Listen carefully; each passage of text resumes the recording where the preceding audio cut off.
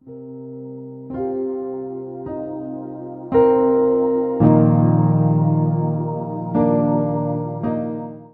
Iglesia, en primer lugar me gustaría dar las gracias al Señor por la celebración del casamiento de ayer. La verdad es que fue un tiempo de tanta bendición como iglesia, el poder ver la obra del Señor uniendo a Germán y a Juliana y también redimiendo de manera tan especial una historia que ha sido tan difícil y haber podido vivir como iglesia todo ese proceso de la gracia del Señor en la vida de ellos y ahora verles como marido y mujer. La verdad es que es un regalo tan grande del Señor y un regalo del Señor también ver a la iglesia.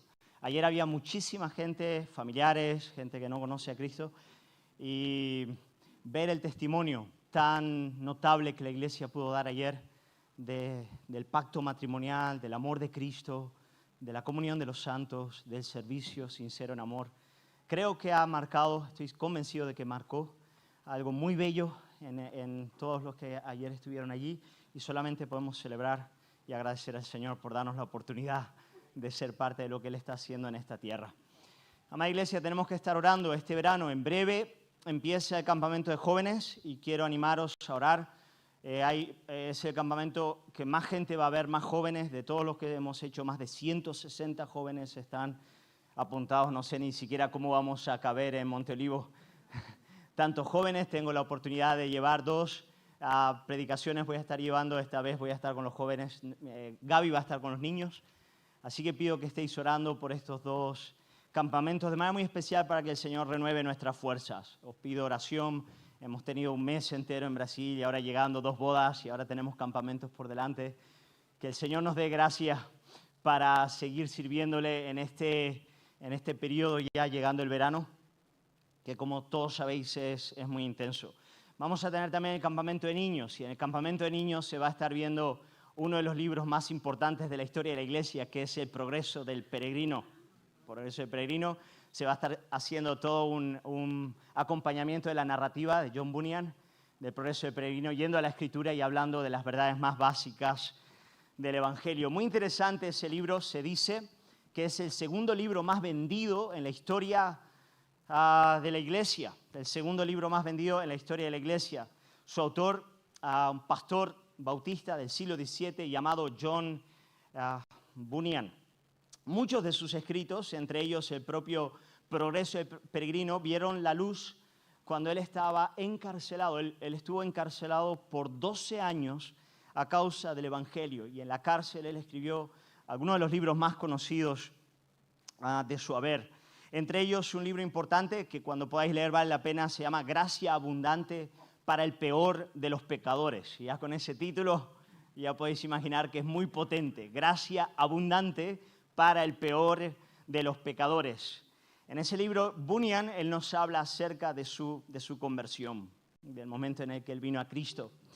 Cuenta que cuando contaba con algo más de 20 años de edad, se empeñaba con todas sus fuerzas por ser un buen cristiano y alcanzar de ese modo el favor de Dios. Ese era el deseo férreo de este joven. Pero nos dice que todo aquel tiempo él vivió un proceso largo y penoso en el que, aunque lo intentaba con todas sus fuerzas, él no encontraba sosiego en su alma. En sus propias palabras, él dice, todo este tiempo desconocía a Jesucristo y me ocupaba en establecer mi propia justicia. Mi propia justicia. Y hubiera perecido si Dios en su misericordia no me hubiera mostrado más de cuál era mi verdadero estado y condición. Muy interesante. Fue así como el Señor les salvó. En todo ese periodo de agonía del alma, de esfuerzo por intentar mediante su justicia alcanzar el favor divino, Él se dedicó de manera muy vehemente al estudio de las Escrituras. Hasta que un día en sus propias palabras, dice, cuando me adentraba en el tema de la salvación, esta oración cayó sobre mi alma. 2 puntos. Tu justicia está en el cielo. Tu justicia está en el cielo. Y acto seguido me pareció que vi con los ojos de mi alma a Jesucristo a la derecha de Dios. Ahí, digo, está mi justicia. De manera que donde quiera que estuviera o hiciera lo que hiciera, Dios no podía decir de mí, Él carece de mi justicia, pues ella está de continuo ante Él. También vi que no fue la buena disposición de mi alma la que mejoró mi justicia, ni la mala disposición la que hizo mi justicia peor, pues mi justicia era Jesucristo mismo. Jesucristo es el mismo, ayer, hoy y por los siglos, Hebreos 13:8. Sigue diciendo, ahora sí, cayeron las cadenas de mis piernas, quedé libre de mis aflicciones y de los grilletes. Entonces volví a mi casa, lleno de gozo por la gracia y el amor de Dios. Amigos y hermanos, es mi deseo y oración que algunos que entrasteis a este lugar podáis volver a la casa con los grilletes habiendo caído de vuestras piernas y llenos de gozo y del amor y de la gracia del Señor. Algunos que nunca lo habéis hecho y tal vez algunos cristianos agobiados y cansados que necesitáis esa misma experiencia. El tema de este sermón es el tema más importante que podemos tratar en la faz de la tierra, es la doctrina de la justificación por la fe. Así que los que tomáis nota, podéis tomar nota, la doctrina de la justificación por la fe. Hoy estaremos considerando esa doctrina y de manera aún más específica hablaremos de los beneficios de esta doctrina en la vida del creyente. En otras palabras, cómo luce la vida del cristiano que ha aprendido esta verdad, cómo se ve. ¿Cuáles son los efectos de esta potente verdad en el peregrinar de la fe? ¿Qué ocurre a un creyente que esta verdad se le mete en lo más profundo del alma, la entiende, bebe de ella, vive a partir de ella a cada día? ¿Cómo luce esa vida? Ese gran tema que el Señor ha puesto en mi corazón esta semana y he estado bebiendo de él y quería compartirlo con la iglesia. ¿Cuán importante es este tema? Bueno, hermanos, si podemos, creo que tenemos para proyectar algunas cositas aquí, algunas citas importantes de algunos de los grandes maestros de la historia de la iglesia, hablando de la importancia del tema de la justificación por la fe. Empecemos con Martín Lutero. Martín Lutero dice lo siguiente, dice, esta doctrina es la cabeza y la piedra angular. Solo ella engendra, alimenta, construye, conserva y defiende la iglesia de Dios. Sin ella, la iglesia de Dios no puede existir. ¡Wow! Para Lutero, esta es una cuestión de vida o muerte. La iglesia permanece o se cae en el entendimiento de la doctrina de la justificación por la fe. Segundo, Juan Calvino. Seguimos ahí con el reformador. Dice, donde el conocimiento de ella, doctrina de la justificación por la fe, es quitado, la gloria de Cristo queda extinguida, la religión abolida, la iglesia destruida y la esperanza y la salvación derrocadas. La misma idea, si os dais cuenta, para él era cuestión de vida o muerte para la iglesia, entender lo que vamos a estar considerando en esta mañana. Vamos a uno más, a uno contemporáneo ahora, creo que la mayoría lo conocéis, a John Piper, también pastor querido de la congregación, dice, me encanta esta frase, dice, predicar y vivir la justificación solo por la fe, glorifica a Cristo, salva a pecadores sin esperanza, les da valor a los santos imperfectos y fortalece a las iglesias frágiles. Wow, ahí tenéis muchísimos de los extraordinarios beneficios que tenemos de aplicar nuestra mente a esta verdad bíblica. Y eso es lo que vamos a hacer. Ahora, antes de entrar a esta doctrina, quiero dar dos advertencias preliminares que pueden ayudar a aquellos que ya la conocen, porque sé que para la gran mayoría de la iglesia esta no es una verdad nueva. Bueno, primera advertencia para ti que conoces esta doctrina. Se engaña el que piensa que ya conoce esta doctrina. Esa es la primera. Se engaña el que piensa que ya conoce esta doctrina. Es verdad que muchos de los aquí presentes tenemos una medida de conocimiento de la justificación por la sola fe, pero es ingenuo de nuestra parte pensar que hemos aprendido como debe ser aprendido y que hemos agotado los infinitos caudales de esta preciosa verdad. Es como ir al Muñecar, ver el Mediterráneo y decir, ya lo conozco completo. Cuando el Mediterráneo es un mar enorme en el cual puedes bucear y hay tantas riquezas allá adentro que sería ridículo decir que porque has ido al Muñecar a verlo ya tienes un conocimiento completo de él. Bueno, no. La justificación por la fe es un caudal infinito de riquezas para el alma cristiana, por lo tanto, no la conocemos ni tú ni yo como debe ser conocida. Segunda advertencia preliminar, se engaña el que piensa que esta verdad se restringe al comienzo de la vida cristiana. Este también es un error muy típico que hay que atajar. A veces he predicado en diferentes lugares sobre la justificación por la fe y después de predicar se me acerca un hermanito con nostalgia diciéndome, wow, recuerdo esa doctrina. El principio de la vida cristiana, qué bendición fue entender que he sido justificado en base a lo que Cristo ha hecho a mi favor, qué bonito. Y yo le escucho con alegría porque, es bellísima el principio de la vida cristiana, pero hermano que estás aquí, quiero decirte, la justificación por la fe es el principio, medio y fin de la vida cristiana. Es el fundamento de todo el peregrinar de la fe. La salvación es más que la justificación por la fe. Pero la justificación por la fe es el fundamento de toda nuestra salvación. La seguridad, el vigor para vivir en santidad, la capacidad de confrontar los ataques vehementes del diablo, todo emana de un corazón que está seguro, que está cierto, que está arraigado en la justicia del Hijo. En la justicia del Hijo. Por lo tanto, no. Esta es una verdad para el principio de la vida cristiana, sí, pero también para el medio, para el final, para todos los días. Hermanos, así que con esas dos verdades preliminares vamos a la Biblia y vamos a meditar en ella. Quiero invitaros a abrir la Escritura en Romanos, capítulo 5. Romanos 5, vamos a leer los versículos 1 al 11, algunos de los versículos que para mí son los más preciosos de toda la Biblia. ¡Oh, cómo los amo! Lutero decía que Gálatas era su Catarina, su esposa. Bueno, Romanos 5 es casi la mía, con permiso de Gaby. ¿Cómo amo estos versículos? Dice así la palabra del Señor, dice, justificados pues por la fe, tenemos paz para con Dios, por medio de nuestro Señor Jesucristo, por quien también tenemos entrada por la fe a esta gracia, en la cual estamos firmes y nos gloriamos en la esperanza de la gloria de Dios.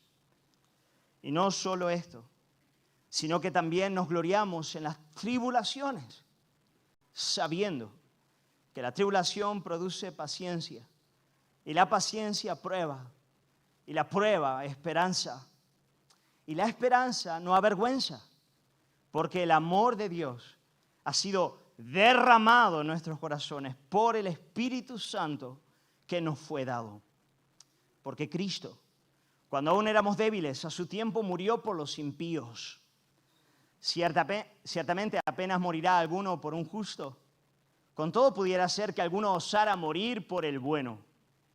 Oh, hermanos, más Dios muestra su amor para con nosotros en que siendo aún pecadores, Cristo murió por nosotros. Pues mucho más, estando ya justificados en su sangre, por él seremos salvos de la ira. Porque si siendo enemigos fuimos reconciliados con Dios por la muerte de su Hijo, mucho más, estando reconciliados, seremos salvos por su vida. Y no solo esto, sino que también nos gloriamos en Dios por el Señor nuestro Jesucristo, por quien hemos recibido ahora la reconciliación. Empieza el apóstol Pablo con el término justificado. Una traducción para este término también podría ser habiendo sido justificados. Habiendo sido justificados. La idea es la de un acto definitivo, completo, consumado. Algo que ya ha sido hecho. Habiendo sido justificados, y a seguir, que dice Pablo, tenemos. Y continúa entonces hablándonos de todos los beneficios de haber sido justificados. Ese es el gran tema. Él empieza con la justificación, habiendo sido justificados, tenemos, y a partir de ahí, todos los beneficios y los efectos de esta doctrina en la vida cristiana. Por lo tanto, el camino que voy a seguir en el sermón es bastante sencillo. Primera parte, más corta, ¿en qué consiste la doctrina de la justificación por la fe? Vamos a explicar esa primera palabra del versículo 1. A seguir, cuáles son los beneficios de esta doctrina en la vida cristiana, cómo nos afecta en el día a día el entender y vivir a partir de esta verdad objetiva, consumada y concluida para la vida del creyente. Quiero hacer una pequeña oración y entonces entrar dentro de este camino juntos.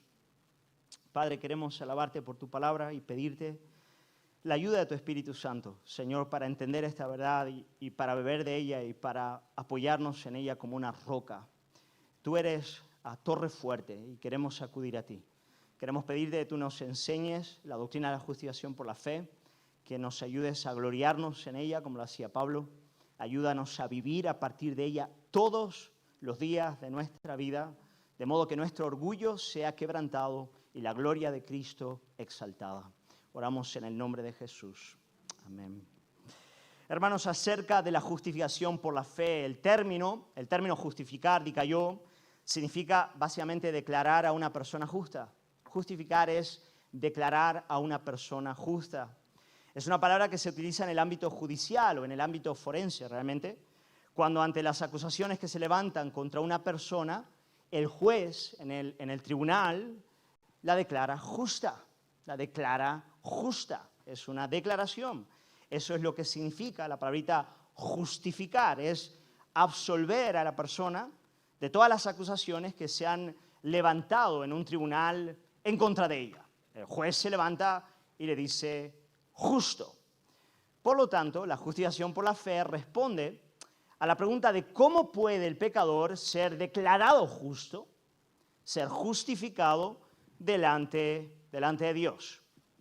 Y eso es lo que todo el libro de Romanos pretende responder. La pregunta es cómo puede el pecador ser declarado justo delante del tribunal de Dios. Y aquí empieza la bomba, aquí empieza lo poderoso del mensaje de toda la Biblia. Y es que cuando Romanos va a responder a esa pregunta de cómo somos declarados justos delante de Dios, en contra de toda religión, filosofía o intuición humana, él afirma, la Escritura afirma que somos declarados justos delante de Dios, no, toma nota, no por una justicia propia. No por una justicia propia, no por una justicia que nosotros podamos alcanzar por nosotros mismos, sino por una justicia ajena, una justicia foránea, una justicia que básicamente nos es otorgada desde afuera, que nos es regalada, una justicia que viene de otro lugar, en la que nosotros no participamos. Y no participamos en ella ni antes ni después de la conversión.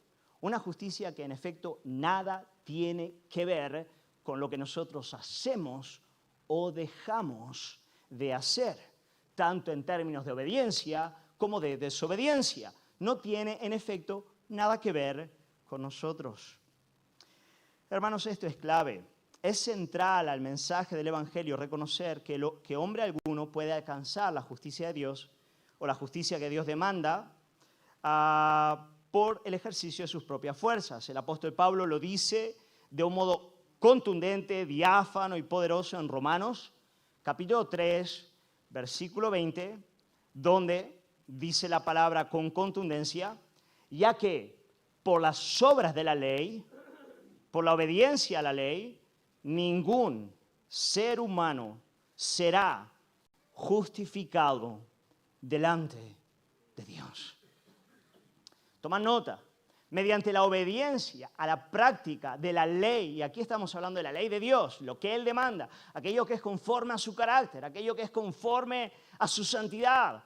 Esta no es cualquier religión o filosofía del hombre, esta es la ley mosaica, la que vino del cielo. Y Pablo está diciendo, mediante la obediencia a los mandamientos de la ley de Dios, nadie será declarado como justo delante de su santo tribunal. Este es un absoluto, es un innegociable de las Escrituras. En efecto, es necesario que el hombre desespere por completo de todo intento de establecer su propia justicia si es que ha de recibir el Evangelio, si ha de alcanzar la salvación. ¿Por qué? Porque cuando la Biblia nos habla de ser declarados justos, ella nos habla de un acto de recibir y no de actuar. Ella nos habla de una justicia que nosotros debemos recibir desde afuera, y es la justicia ¿de quién, amada iglesia? De Jesucristo. Somos, tomad nota, somos justificados por Dios, somos declarados justos por el Padre cuando depositamos nuestra confianza en Jesucristo. Pues al hacerlo, y esto es lo más importante de todo, al hacerlo, el Padre nos imputa, y esta palabra es clave, el Padre nos imputa, considera como nuestra, pone en nuestra cuenta, nos imputa la justicia de Jesús. Esta idea de la imputación de la justicia de Cristo es el centro y el corazón del mensaje del Evangelio y la única razón por la que verdaderamente existe tal cosa como la salvación. El Padre, al depositar nosotros nuestra fe en Jesús, Él imputa, considera como nuestra la perfecta justicia de Jesucristo. Hermanos, esto es tan importante que me dan ganas de decir, el que no lo entienda, que levante la mano, que me lo pregunte. Pero sería un lío ahora mismo, luego lo hacemos, pero quiero que esto se pueda entender. Su muerte en la cruz es considerada como el pago de nuestros pecados, y su obediencia al Padre es considerada como nuestra obediencia delante de Dios. Déjame daros 2 versículos de la Biblia bien importantes para que lo podáis ver y entender. El primero de ellos, si lo podemos tener ahí, es, yo creo que el versículo más importante para hablar de la imputación de la justicia de Cristo en la Biblia, 2 Corintios capítulo 5, versículo 21. Mirad cómo lo dice aquí el apóstol Pablo. Pablo dice, en primer lugar, al que no conoció pecado, ahí es Jesús, el santo, el justo, el perfecto. ¿Okay? Al que no conoció pecado, por nosotros lo hizo pecado. El Padre por nosotros lo hizo pecado. ¿Qué significa eso? ¿Es que entonces Jesús pecó? No. Al que no conoció pecado es Cristo, es el santo, es el justo, es el perfecto. Él es el único que no conoció pecado. No hay otro santo en el pleno sentido de la palabra. No hay nadie santo por sí mismo, por su propia obediencia, que no sea Jesucristo, el Dios hombre, nuestro representante. Él es el sin pecado. Al que no conoció pecado, por nosotros, el Padre le consideró como a un pecador. En otras palabras, imputó sobre él nuestro pecado. Nuestro pecado. Una práctica del medioevo muy saludar, muy saludable, era considerar los sufrimientos de Cristo. Hace poco leí unos escritos de Lutero en el que él contaba lo importante que es considerar toda la dinámica de la pasión, recordando que cada uno de esos sufrimientos él no los estaba sufriendo por él mismo. Todos ellos eran una expresión de la imputación de mi pecado sobre él. Él decía, no hay nada más saludable para llevar al alma al arrepentimiento que recordar que todo lo que Cristo estaba haciendo en aquel lugar era llevar el peso de mi pecado. De mi pecado. Al que no conoció pecado, dice Pablo, por nosotros el Padre lo hizo pecado. ¿Para qué? Para que nosotros fuésemos hechos justicia de Dios en Él.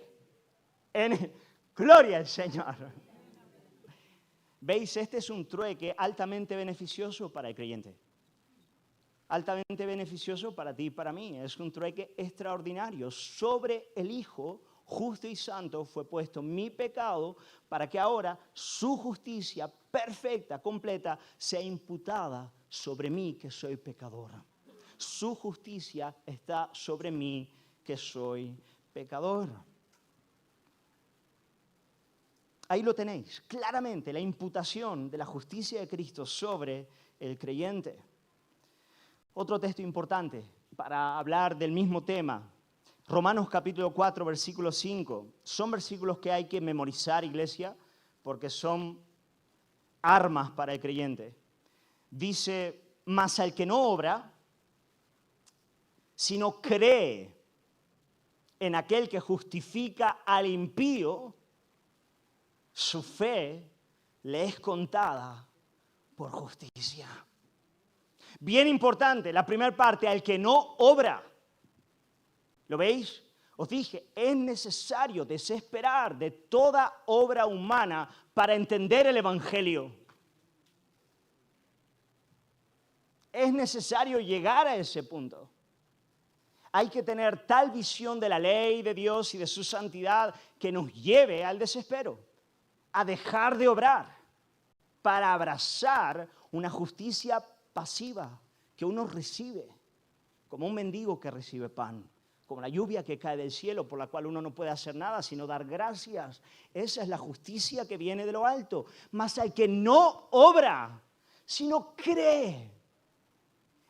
Y ahora, hermanos, esta frase, en aquel que justifica a quién. Wow.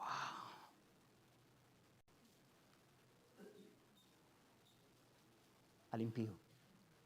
No al justo, no al santo, no al que busca, no al que demuestra cierta predisposición para alcanzar la justicia. No al neutral, no al indiferente. No, justifica al impío, al pecador, en la realidad de su pecado. Mas Dios muestra su amor para con nosotros en que siendo aún pecadores, Cristo murió por nosotros. Hermanos, Dios justifica al impío cuando el impío deposita su fe en Jesús. ¿Por qué? Porque su fe le es contada por justicia. Su fe le es contada por justicia. Esa es una frase compleja que hay que explicar. No quiere decir que la fe del creyente sea el fundamento de su justicia, pero la fe es aquello que le une a Cristo, quien es el fundamento de su justicia. Por medio de la fe yo descanso en aquel que es mi justicia. Mi justicia es Jesucristo. Hermanos, iglesia, por lo tanto, la única razón por la que podemos entrar a la presencia de Dios, ser declarados justos delante de Él y recibir su favor en nuestras vidas es que estamos vestidos de la justicia de Jesús. Es que hemos sido declarados justos en función a la perfecta y consumada obra de Jesucristo a nuestro favor, a su intercesión continua delante del Padre. Él es la justicia de su pueblo. Isaías capítulo 61, versículo 10 lo dice poéticamente de manera hermosa. Él dice, en gran manera me gozaré en Jehová, mi alma se alegrará en mi Dios, porque me vistió con vestiduras de salvación, me rodeó de manto de justicia. Como a novio me atavió y como a novia adornada con sus joyas. Esa es la vestimenta del creyente. Bendito sea el nombre del Señor. Amigo, estás en este lugar. El único modo de que el pecador sea reconciliado con Dios y declarado justo delante del santo tribunal es desesperando de sí mismo en todo sentido y apoyándose por completo en la perfecta justicia de Jesucristo. ¿Cómo se recibe eso? Mediante la fe. ¿Qué es la fe? Es el acto de recibir. Es el acto de abrir las manos y recibir aquello que te ha sido otorgado. Oh, pero lo siento. Oh, pero no lo siento. Oh, pero estoy más cerca. Oh, pero estoy más lejos. Oh, pero soy un gran pecador. Oh, pero sí he hecho esto o aquello. Nada tiene que ver con el hombre. Todo tiene que ver con Dios. Es abrir las manos en el estado en el que estás, hoy, en esta hora, y recibir como un don, como un regalo de la gracia, la justicia por la cual nada has hecho, nada podrías hacer, y la única por la cual puedes hoy encontrar la salvación. Si yo quiero animarte a hacerlo, hoy el pastor te llama a comprar sin dinero, a recibir gratuitamente de las fuentes de la salvación. Llegado a este punto, y habiendo explicado de manera en verdad muy breve y por encima esta gloriosa doctrina. Por cierto, hay un sermón que prediqué hace 2 años de Romanos 3, hablando bastante extensivamente sobre esta doctrina. Podéis escucharlo después de nuevo, vale la pena para ahondar más en este punto de qué es la justificación por la fe. Pero habiéndolo explicado brevemente en esta mañana, quiero saltar a los beneficios de esta doctrina en la vida del creyente. Según los vemos en estos versículos, hay algunos beneficios tan gloriosos que quiero compartirlos con la iglesia. El primero de ellos lo encontramos en el versículo 1. Aquí Pablo dice, justificados pues por la fe. El primero de ellos está aquí. Tenemos paz para con Dios. Paz para con Dios por medio de nuestro Señor Jesucristo. Hermanos, este es el mayor de los beneficios. Paz con Dios. Es el mayor de los beneficios y es el fundamento de todo el restante. Pablo nos dice que el primer efecto de haber sido justificados es que tenemos paz con Dios. Ya no estamos bajo su juicio, ya no estamos bajo su ira, estamos ahora bajo su beneplácito, su sonrisa, su bendición. Esta paz equivale al shalom del Antiguo Testamento. Es un término forense, desde luego. Ya no estamos bajo ira, sino bajo su gracia. Pero también es un término que involucra toda la bendición y todo el beneplácito y todo el favor de Dios sobre la vida de un hombre. Es el Edén, es la restauración del cielo, es la reconciliación con todos los favores que vienen de lo alto. Es el cumplimiento de la bendición sacerdotal del Antiguo Testamento, cuando los levitas se levantaban y bendecían al pueblo con las siguientes palabras, Números capítulo 6, versículos 24 al 26, y decían, Jehová te bendiga y te guarde, Jehová haga resplandecer su rostro sobre ti y tenga misericordia. Jehová alce sobre ti su rostro y ponga en ti paz. Es el cumplimiento de esta verdad en función a la obediencia perfecta de Jesús a nuestro favor. Hermanos, ¿qué clase de paz es esta que la justificación por la fe en Cristo nos otorga?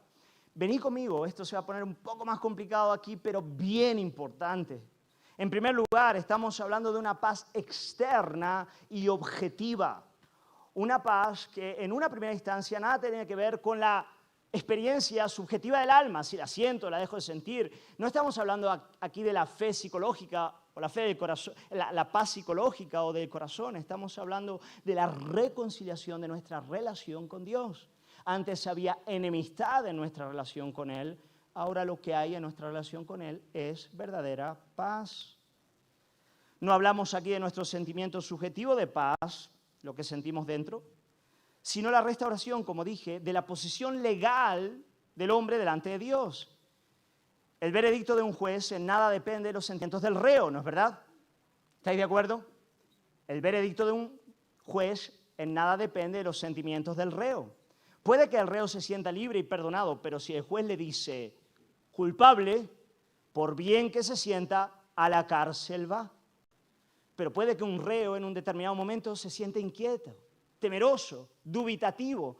Pero si el juez dice justo, justo es y paz hay. Hermanos, hablamos de una paz de orden objetivo, externo, que habla de la reconciliación de nuestra relación con Dios y de una posición legal que ha sido plenamente restaurada. La sienta más, la sienta menos, la experimente más, la experimente menos. Pero además estamos ante una paz perfecta e inquebrantable. Jesús le dijo a los discípulos, mi paz os dejo, mi paz os doy. Si nosotros tuviéramos que alcanzar la justicia que Dios demanda, nunca sabríamos cuánto es suficiente. ¿Cuándo llegaría el momento en que verdaderamente podríamos encontrar paz? No tendríamos la seguridad de haberlo alcanzado nunca. Pero esta es una justicia de la que Dios nos provee. Por lo que podemos estar completamente seguros de que es suficiente para satisfacer sus demandas. Y es una justicia inquebrantable. ¿Por qué? Porque es Jesucristo, el mismo ayer, hoy y por los siglos. Podemos a veces tener un día mejor o un día peor. Estar caminando con mayor vehemencia o dar tropezones en el camino. Pero como dijo John Bunyan, ahí está mi justicia. De manera que donde quiera que estuviera o hiciera lo que hiciera, Dios no podía decir de mí, Él carece de mi justicia, pues ella está de continuo delante de Dios. Y es en ese lugar, es en Cristo, justo y perfecto, a la diestra del Padre, intercediendo a favor de su pueblo, donde se ancla la paz más profunda del corazón del creyente. Déjame hacerte una pregunta. ¿A dónde miras cuando quieres encontrar paz? Hay muchos corazones aquí atribulados, que no logran dormir, ansiosos, llenos de temores, de orgullos, de afanes. ¿A dónde miras? ¿A dónde miras cuando quieres encontrar paz?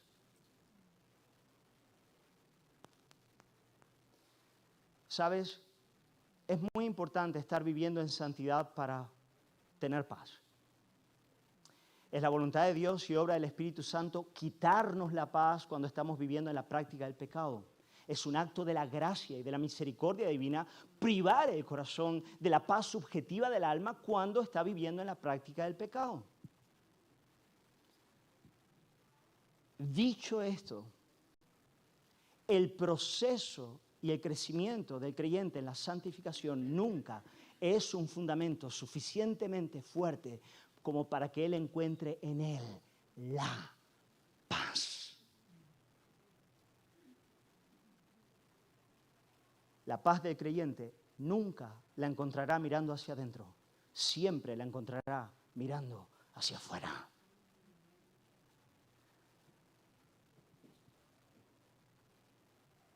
Mirando a Cristo y descansando en Él. Cristo es la justicia del creyente. Y es ahí donde Él va a enfrentar los arpones violentos de la condenación. Es ahí donde Él va a vencer las olas agresivas del desaliento. Es ahí donde Él va a encontrar vigor para crecer y vivir en santidad. Para dar un paso más en dirección a Cristo. Cuando sus ojos están puestos en Jesús.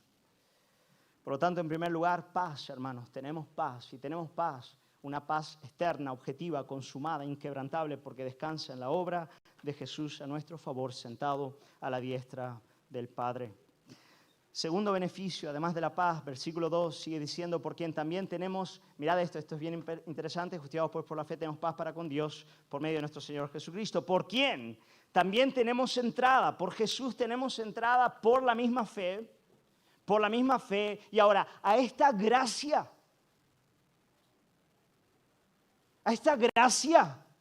en la cual estamos firmes. Y nos gloriamos en la esperanza de la gloria de Dios. Así que por medio de la fe en Cristo somos reconciliados con Dios, pero también tenemos entrada a la gracia. ¿Qué gracia es esa? Esa es la vida cristiana. Es la vida cristiana. La vida cristiana es definida por Pablo como gracia.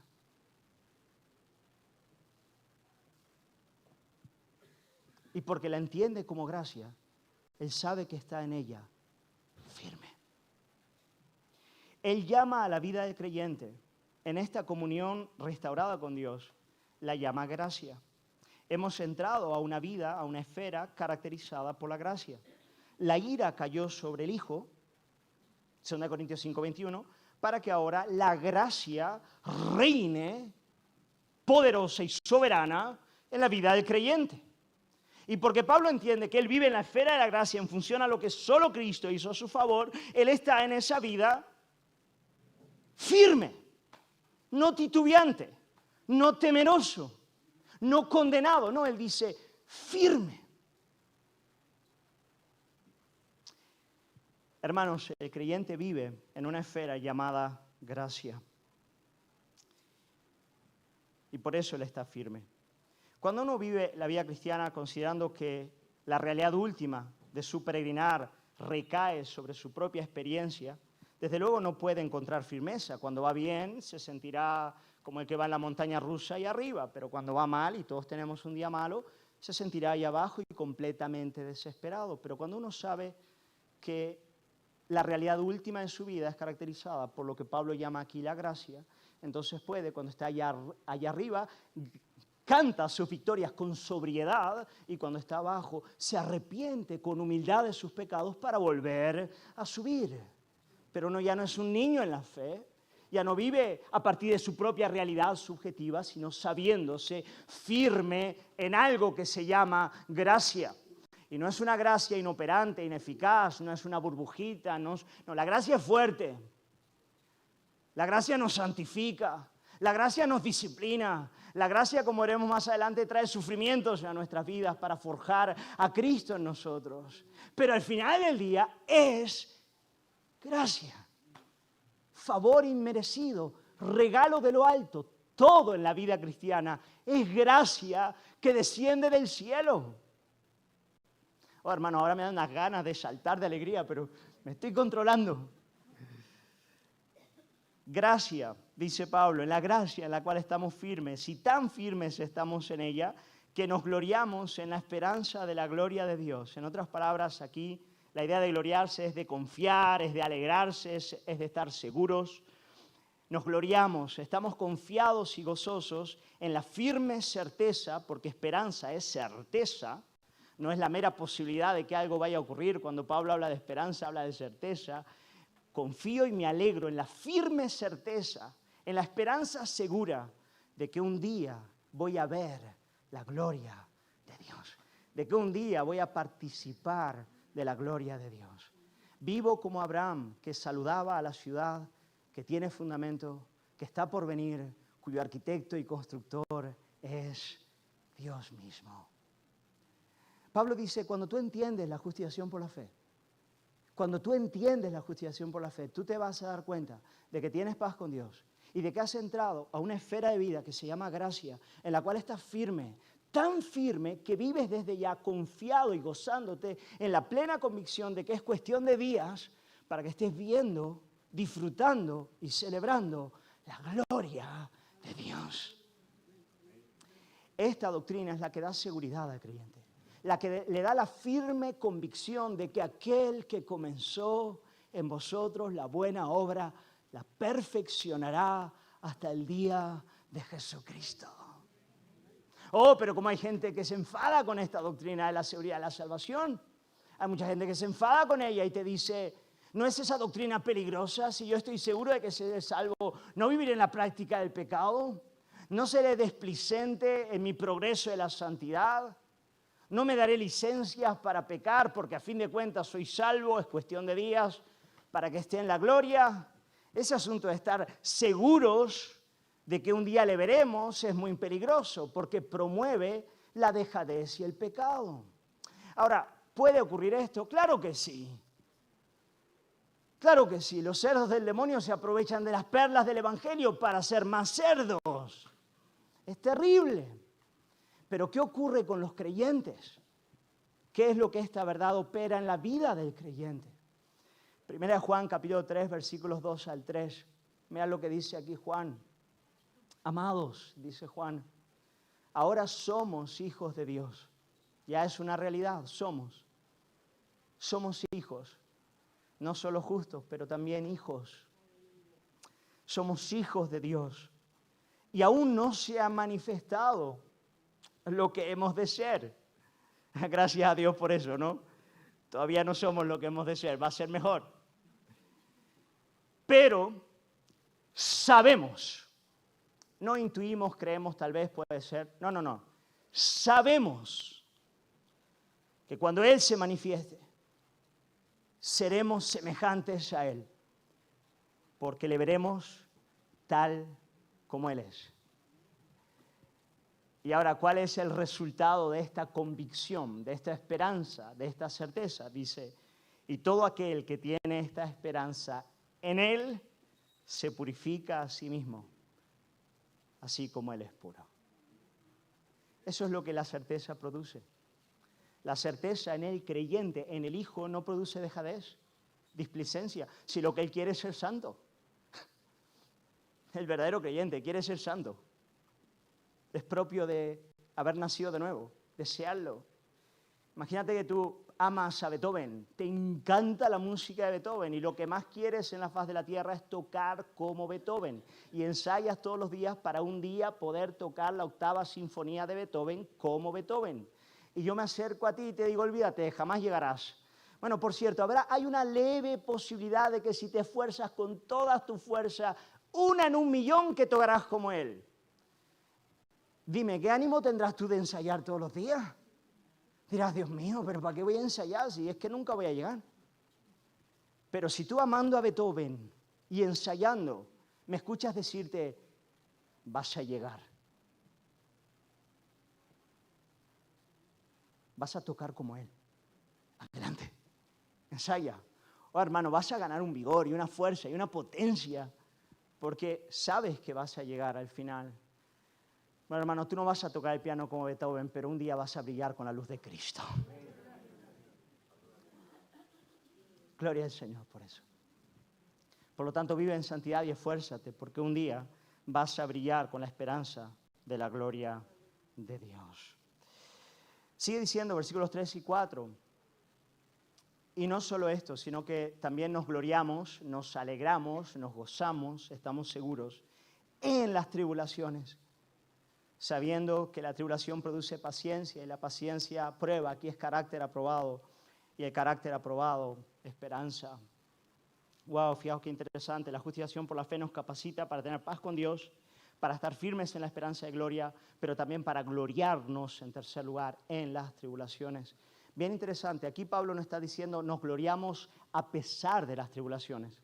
Él no está diciendo eso, él no está diciendo, mira, aunque en el camino van a venir varias dificultades, muy por encima de ellas y muy a pesar de ellas vamos a estar contentos y confiados. No, Pablo dice, nos gloriamos en la realidad de las tribulaciones, por causa de ellas, en función de ellas. Ellas son otro motivo para una gloria mayor.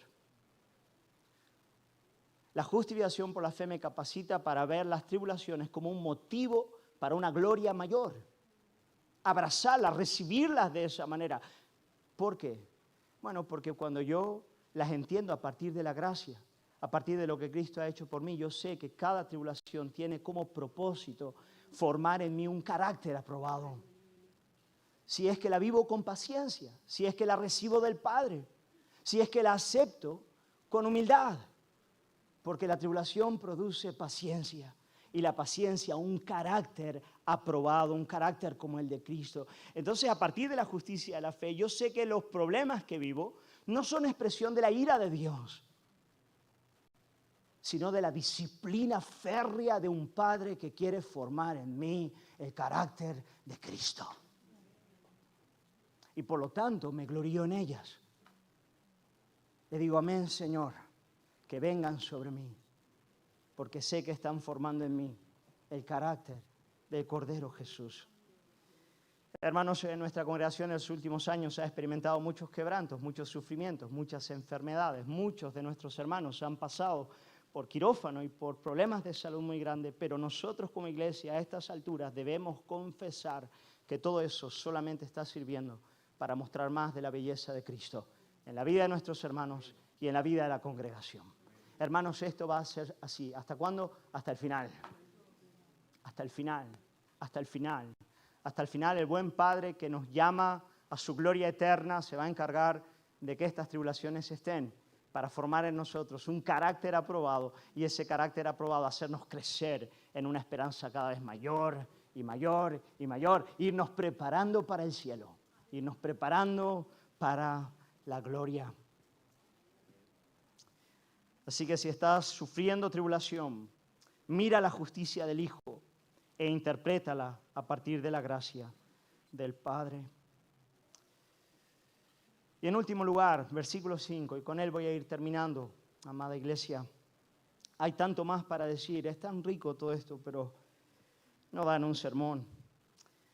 Sigue diciendo aquí Pablo, porque el amor de Dios ha sido derramado en nuestros corazones por el Espíritu Santo que nos fue dado. Hermanos, la doctrina de la justificación por la fe nos ayuda a entender la categoría de amor que el Padre nos tiene. y que el Espíritu ha derramado en nuestros corazones. ¿Cómo nos ama el Padre? ¿Cuál es el amor? ¿Qué clase de amor es el que tiene para nosotros? Bueno, aquí Pablo nos está diciendo que debemos interpretar el amor paternal a partir de la justicia de la fe, a partir de la obra del Hijo, porque ese es el amor que el Espíritu Santo derrama en nuestros corazones. Y bueno, si interpretamos el amor del Padre a partir de la obra del Hijo, a partir de esa justicia foránea, externa, de lo que Cristo ha hecho a nuestro favor y no de lo que nosotros hacemos para alcanzar el favor de Dios, ¿qué amor es ese? ¿A qué conclusión llegamos? ¿Qué clase de amor es el amor que el Padre nos tiene? A ti y a mí. Bueno, versículos 6 al 8. Porque Cristo, cuando aún éramos débiles, aquí débiles es inoperantes, incapaces de hacer nada, débiles, inoperantes, incapaces de obedecer la ley de Dios o alcanzar su favor. Cuando aún éramos débiles, a su tiempo murió por los impíos. Ciertamente apenas morirá alguno por un justo. Con todo pudiera ser que alguno osara morir por el bueno. Y ahora versículo 8, amada iglesia, mas Dios muestra su amor para con nosotros, en que siendo aún pecadores, Cristo murió por nosotros. La doctrina de la justificación por la fe nos enseña que el amor del Padre es un amor que se extiende a nuestras vidas en la realidad de nuestro pecado.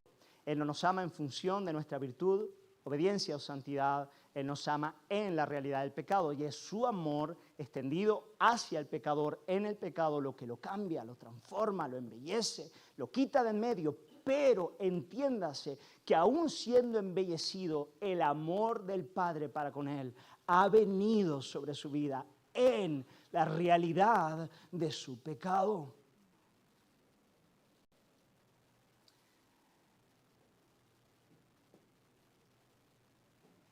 Esto es de locos, ¿no? ¿De en serio está en la Biblia? Sí, sí.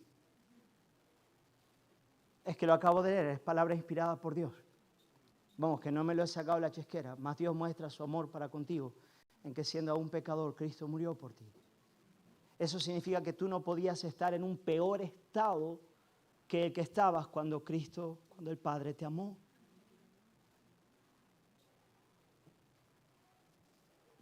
Y esa categoría de amor expresada en la justicia de la fe es la certeza última, es más poderosa del corazón del creyente, de que Dios va a hacer su obra hasta el final.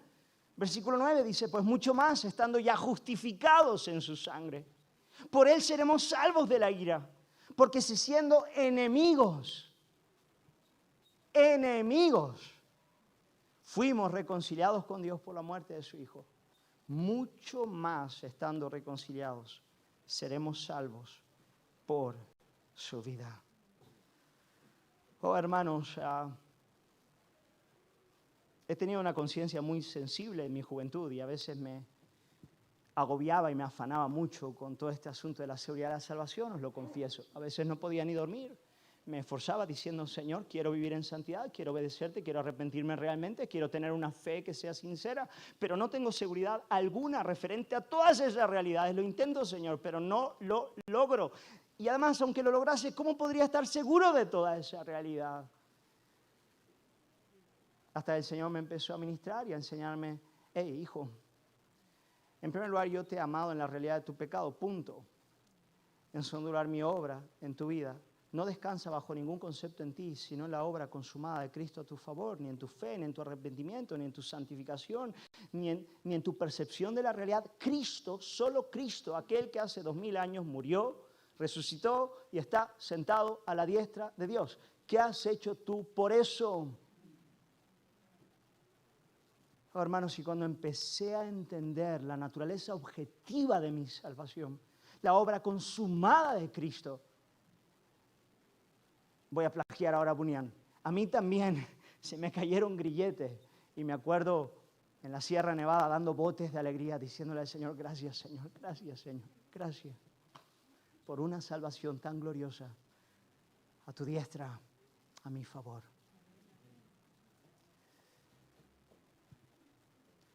Y me encantaría. ¿Cómo disfrutaría mi corazón si algunos pudieseis tener la misma experiencia esta mañana? Para ir terminando, quiero hacer 2 llamados. En primer lugar, quiero llamar a aquellos que nunca han conocido y recibido la justicia de Cristo a recibirla en esta mañana. Yo quiero animarte a hacerlo como un regalo.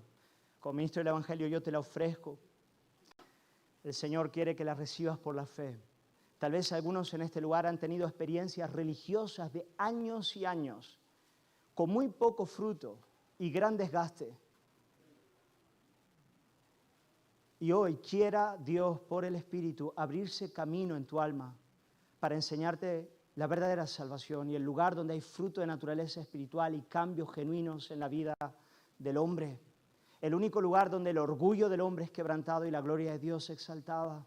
Yo quiero animarte a recibir esa justicia que el Padre te otorga, esa vestimenta que el Padre te da por medio de la fe, la justicia de Jesús.